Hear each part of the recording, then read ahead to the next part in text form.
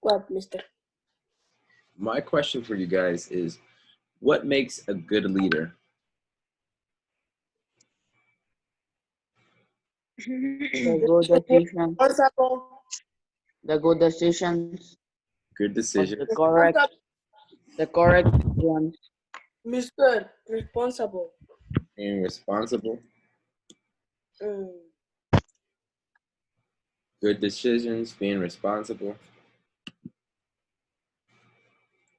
What else makes a good leader? I don't know. I only know that. What do you have to do before to be a good leader? Uh,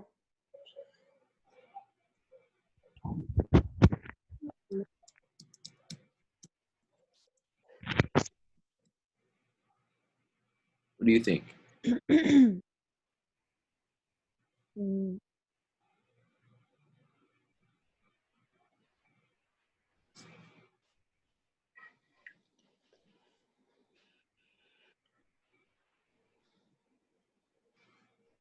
Who knows what David did before he became king? what? What did David do in the Bible before he became king? Who? He saved his city. He saved Israel. In Israel because he fought Goliath. After that, or even before that, what was he doing for the king? Mm.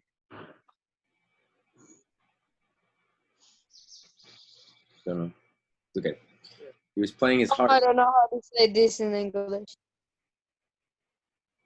He was playing his harp. And so, Yes. in order to be a good leader, a good anything, you need to be able to serve first. Serving can be cleaning, helping, whatever it might be, but serving beforehand. That's what David did. And so that's what Jesus was saying. That's the reason Jesus came, is that he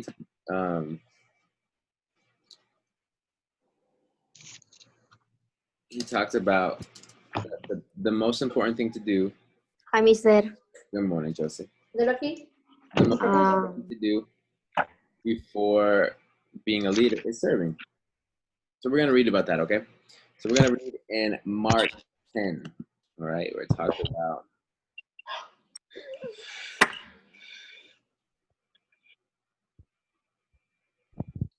this up on my screen.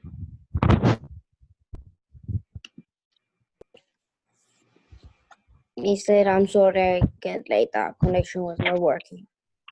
Sure, that's a little okay. This computer's being super slow today. Can you read my screen? Can you see it? Yes. Okay, so Yes. we're just going to read from 41 and down. But here's what happens. Jesus says, I'm the Son of God. I'm going to be king. I'm going to be all these things, okay?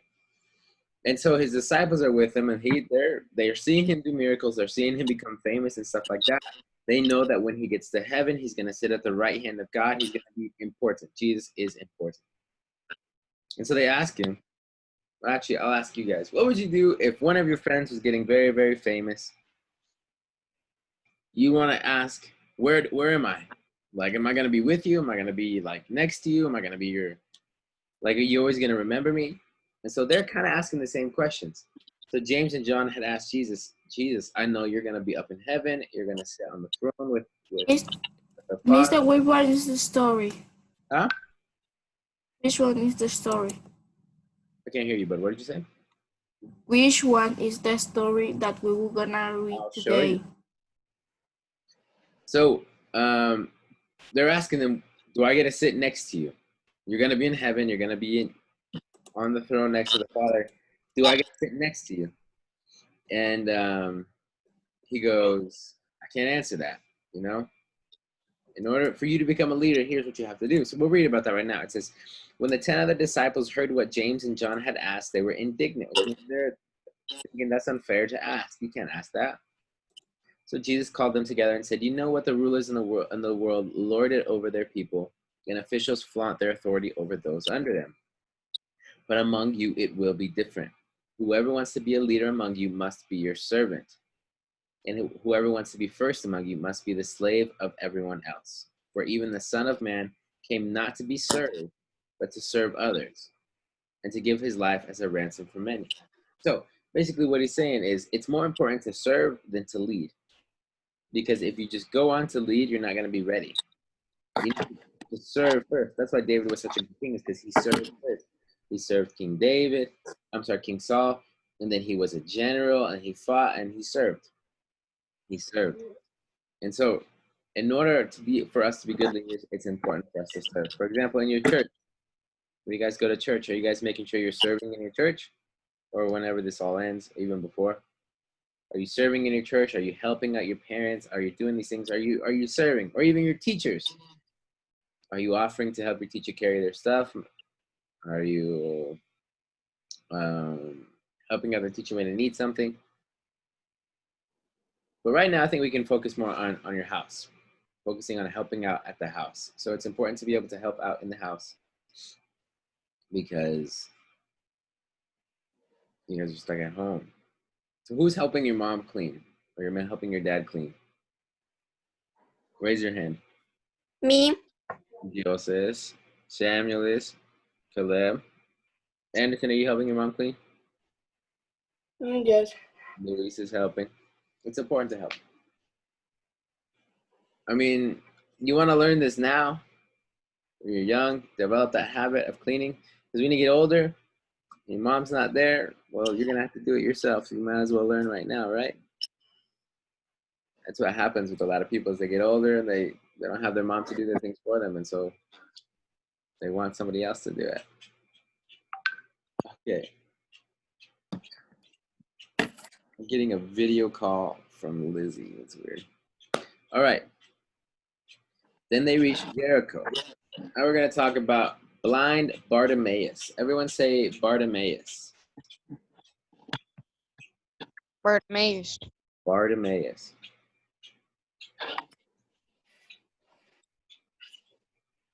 Okay. So, yes, Caleb. Which is not the story, the book, and Mark. Mark what? Mark 10. So we're reading these verses right here.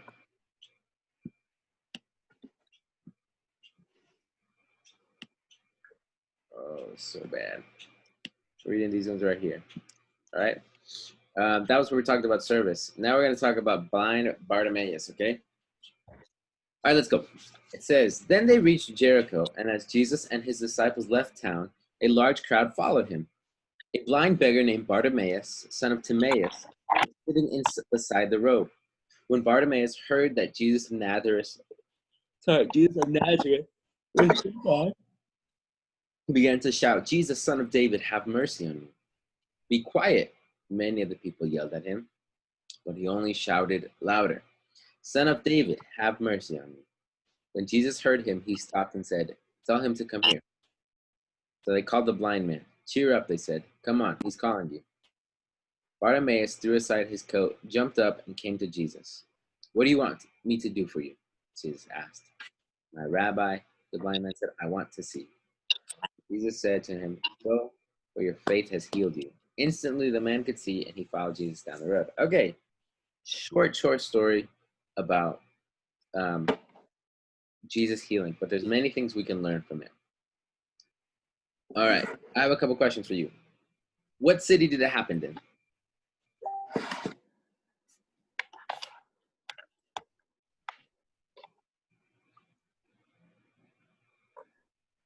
What city?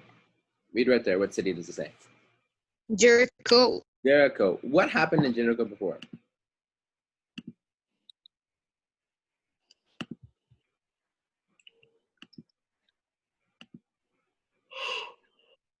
Like thousands of years before, what happened there?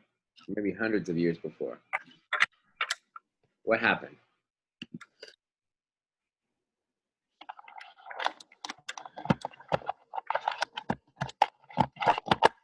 We learned about it this year. The last year. No, it's this year. In the first partial.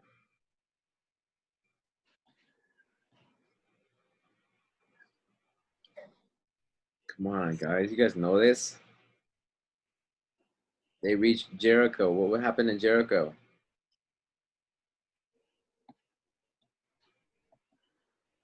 Anderson, what happened in Jericho? I don't know. I am searching. I don't know, mister. How do you not know? Samuel? Mister, Me neither. Joseph, I forgive it. you forgot. Yeah. Nobody forgot. I mean, everybody forgot it. So that's a problem.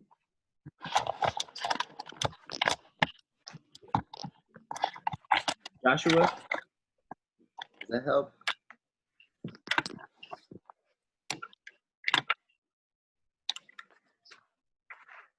Aim shot. Caleb, what did Joshua do at Jericho?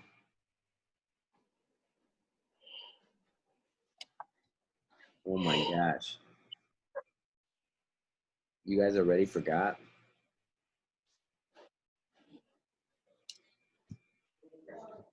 All right, Joshua went to Jericho and he fought the battle of Jericho. Remember, because there was those walls, the huge walls, and they walked around them 7 times for 7 days. And the last day they shouted, and I was thinking in that, but I wasn't sure.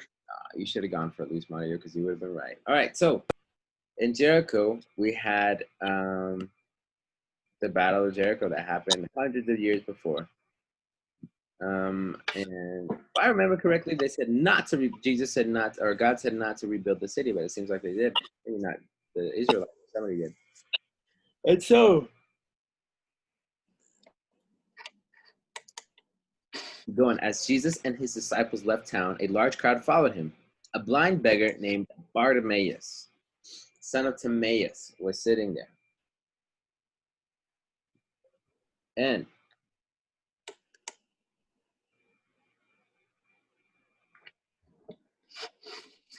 he began to shout out, Jesus, son of David.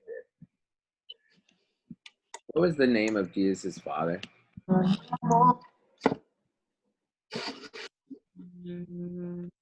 Who knows the name of Jesus' father?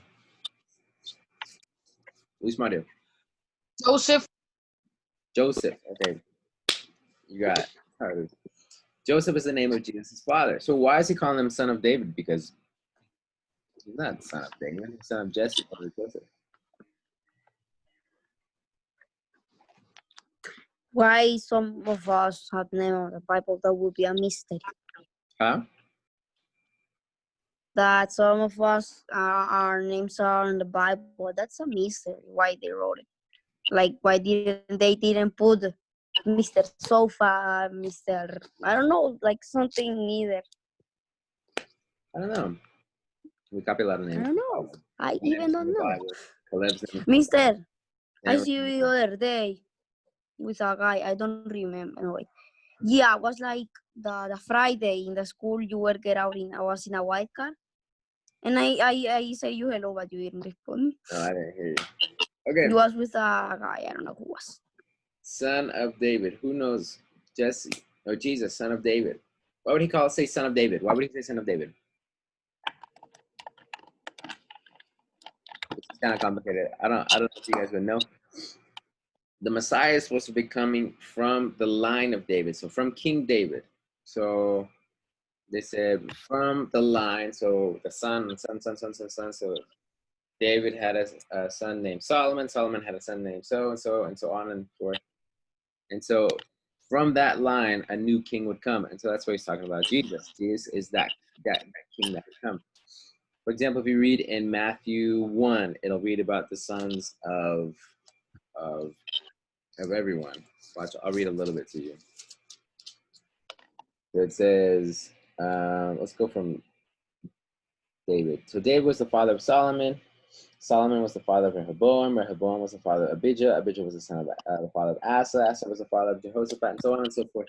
And so from that line, that's when Jesus would come in. So that's why they call him son of David, because He was the promised one. He's the promised king that would come and make everything better.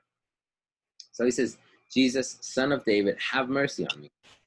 Be quiet. So everyone knows that Jesus does miracles. Everyone knows that Jesus can help. But what do the people tell this guy to do?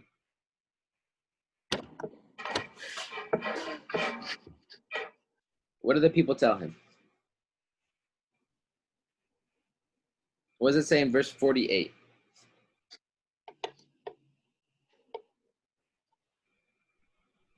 Verse 48. Yeah, what does people Be yell at him? quiet. Be quiet. Many of the Be people Yell yelled at him. Be at him, but he only shouted louder, Son of David, have mercy on me. very good. So why would he yell? Why would they yell, be quiet? He's blind. He's not all right. He's not okay, but they're yelling at him, be quiet. For example, say you're playing soccer. Anderson falls and breaks his leg. And you start saying, ow, ow, go get help, go get help. And you're like, dude, shut up. You're fine. Okay, we're busy, we're playing soccer. How would you feel? You feel bad, right? Yes. But look at what Bartimaeus did. Bartimaeus just shouted louder. Okay? So Bartimaeus knew he had a problem, but he shouted louder. Even though everyone around him was telling him to be quiet, don't worry about it, he shouted louder. He was more insistent about going to Jesus. And so we can take a lesson from that in that verse. You know, when we have our problems, a lot of people just say, it's not that bad, don't worry about it. Or don't stop complaining. But if you're not okay, that's all right. You can go to God, do everything you can to go to God to get better and say, you know what, I need help. But guess what? Whenever we call out to God, whenever we call out to Jesus, he answers. He answers. He always will answer. It might not be what we think it'll be like, but he always answers. So in verse 49, Jesus heard him. So anytime we call out to God, he hears us. Don't worry about that. He always hears us. So when Jesus heard him, he stopped and said, tell him to come here. So they called the blind man. Cheer up, they said. Come on, he's calling you. Okay, at first, these people are telling him, dude, shut up, stop talking. Stop yelling, man. He's here. Don't leave him alone. He's busy. And then and then all of a sudden Jesus hears him and says, come here, tell him to come here. And then like, hey, man, look at pat on the back. Jesus heard you. Come on. So they're telling him to be quiet, and now they're telling him, don't be happy. He's calling you. So Bartimaeus threw aside his coat, jumped up, and came to Jesus. What do you want me to do for you? Jesus asked. My rabbi, the blind man said, I want to see. And so, what was wrong with this guy?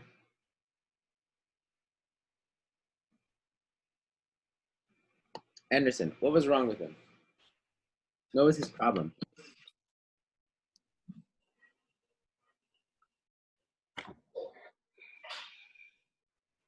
What'd you say? No, I don't say nothing. What was wrong with him? That he was blind. What? He was blind. He couldn't see. So, I mean, he heard the crowds coming. He heard that Jesus was walking by, and so he's shouting out, come help me, come help me. Have mercy on me. And people tell him to be quiet.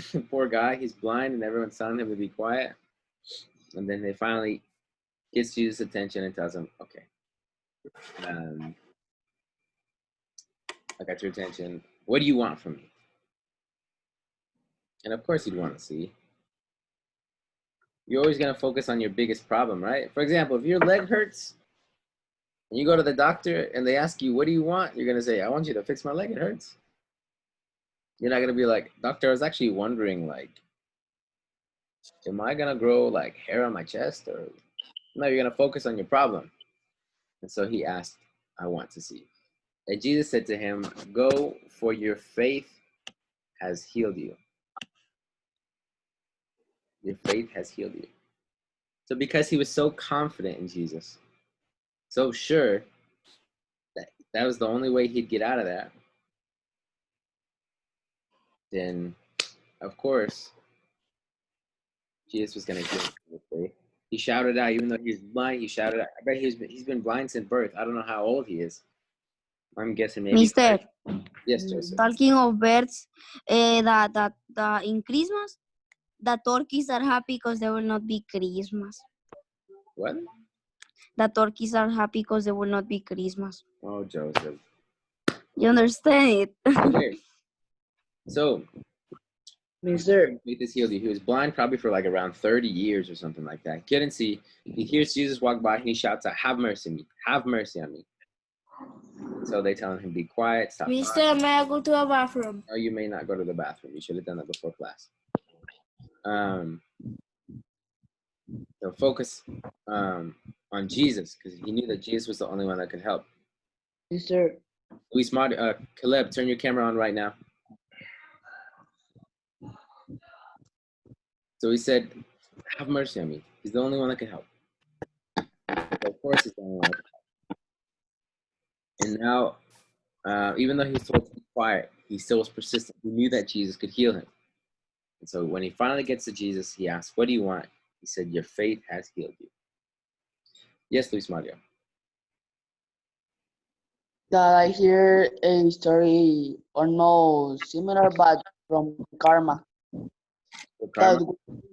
That was one man was blind, and one girl gave to him a plate of soap, and then the man gave him like the plate and throw it, and he Yeah. was bothering all the days.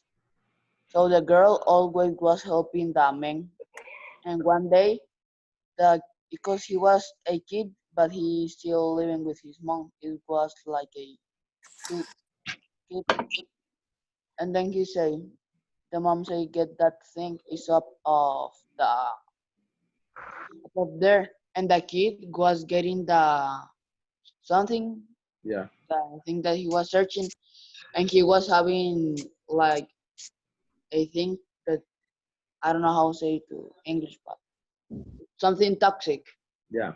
and like alcohol or something like that, and it fell into his eyes, and then his mom go to help his son because he heard, and the kid say that was his fault because that was karma for what he was doing to the man, for what he was bothering him, and then he go to the man and he goes sorry because he for that passed to him because he was doing the same to him because he was bothering.